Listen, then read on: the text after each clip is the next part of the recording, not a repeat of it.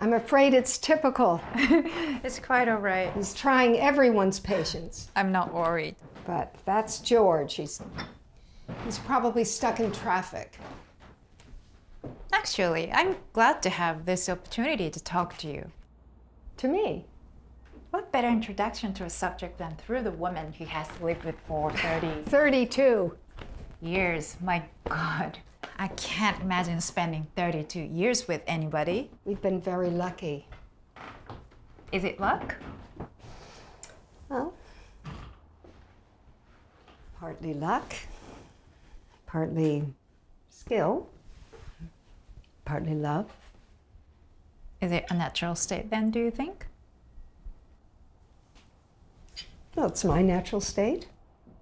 Although anyone will tell you it isn't easy.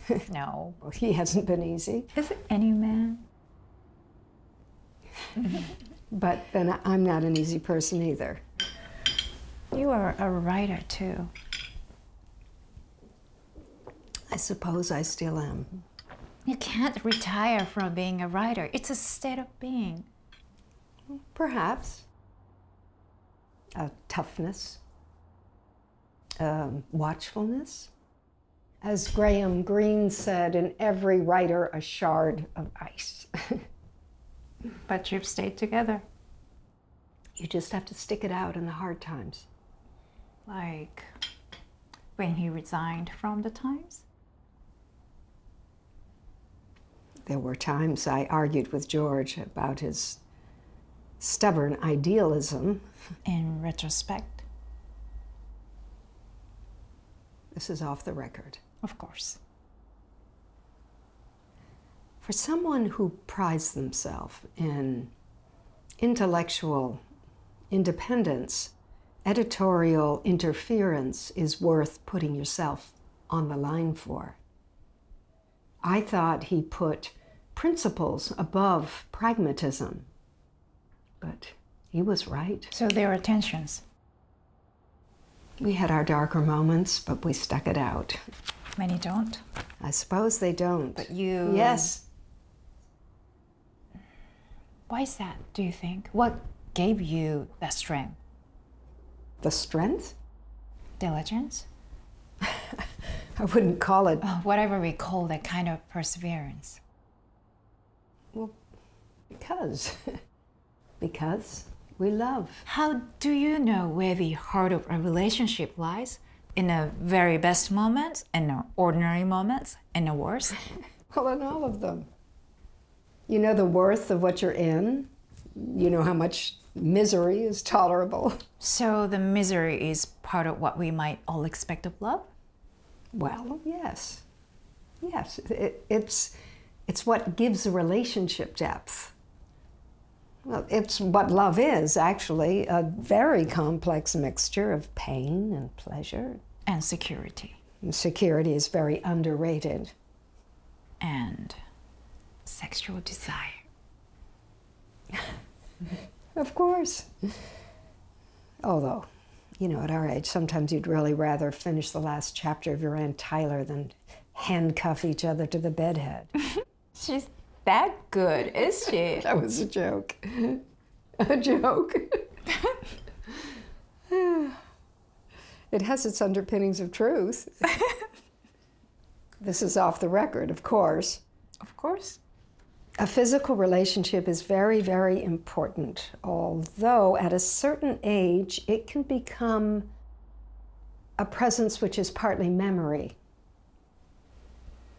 Memory? One remembers what one used to share, and that becomes a vigilant sort of life in the present. Oh, that's upsetting. Oh, no, not at all. I mean, you still have a physical relationship together, of course. Very satisfying. But passion is partly knowing who each other used to be. I remember George in those early years, and that contributes to my love of him now. Perhaps we exploit the past for what the present lacks. Well, you know, it's a mistake to think that love only belongs to the present. It's incremental. Fascinating. I must be boring you. No, not at all. Being so close to George. Oh, you're a great ally for this profile. Well, one could say I see less. Perhaps I have less clarity. I'm not sure I understand. One may become insensitive to character by being so exposed to it. Perhaps I see George less well. Are you saying intimacy clouds knowledge? I don't know. I like to think that we're still capable of surprising one another. What interesting. The most married women wouldn't say that. The most women Middle-aged, you mean? Middle class. I'm trying to make a point here. I'm very happy to be middle-aged and middle class. It is only the young that find that derogatory, as if ordinariness were of the greatest terror.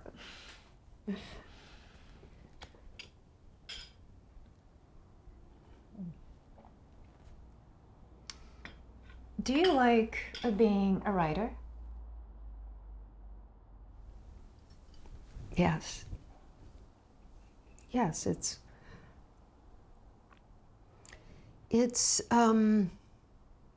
tiring. It's tiring leaving yourself. So unless you're prepared to feel things, there isn't any point. So life is constantly upsetting, even a middle-aged, middle-class life. Do you see your relationship with George in political terms? Political?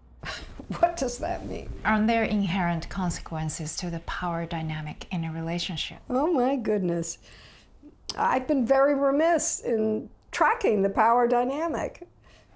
I just see marriage as how two people grow old together.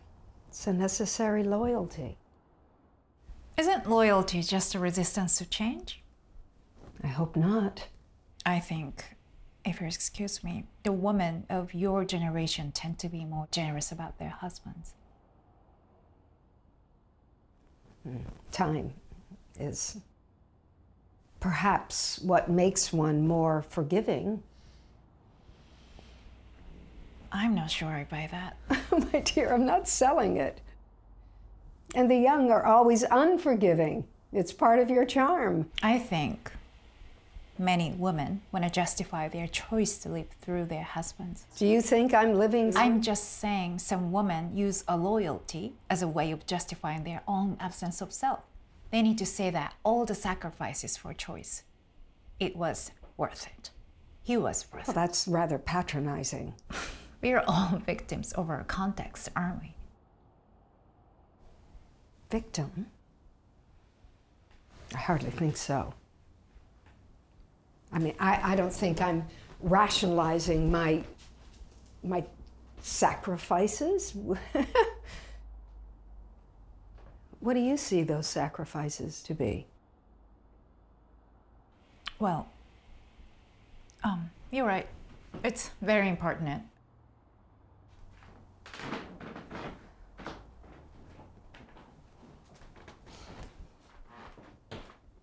I'm interested.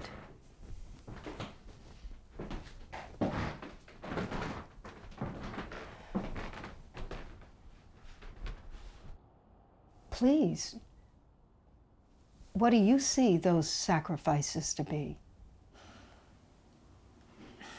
Well, you were writing before your marriage, weren't you?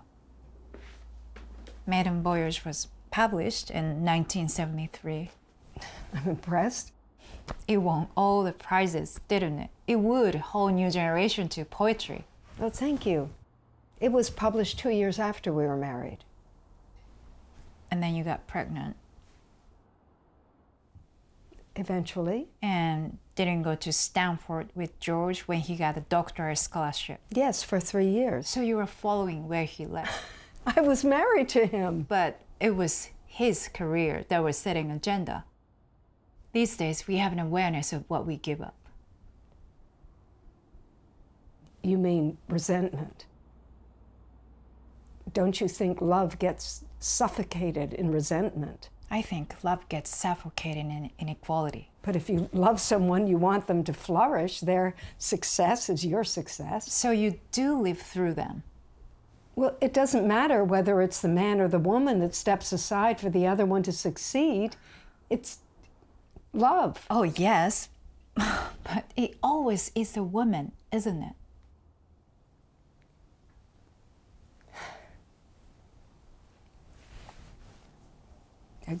I could be fooling myself, but I always thought I enjoyed considerable status in George's eyes for being a good mother. That he saw that as a remarkable achievement, and that Sophie's more than a Booker Prize, more than a top 10 in the Times Literary Supplement. Perhaps, but I don't think I could put my life on hold for the man I loved.